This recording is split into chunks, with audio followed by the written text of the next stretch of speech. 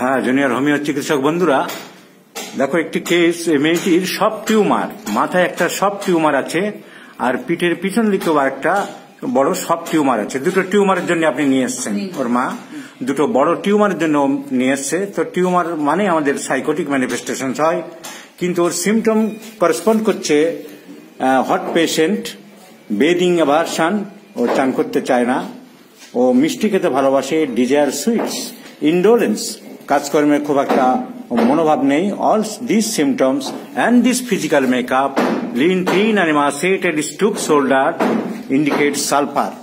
So bathing aversion के बाद मिष्टी खेते भालोबाशे, desire for sweets, indolence, sulfur is a great medicine for indolence. तो এই symptoms এর উপরে I have prescribed sulfur, but definitely there is psychosis dyscrasia in the background too. Neurofibroma, mother has been suffering from neurofibroma. She has been suffering from neurofibroma and dyspnea. আপনারা মাঝে মাঝে শ্বাসকষ্ট একটু হয় বলেছেন। So mother also suffering from dyspnea, lung cancer, paternal grandfather, maternal grandfather rheumatoid arthritis. So all these belongs to psychosis. So psychotic dyscrasia in the background.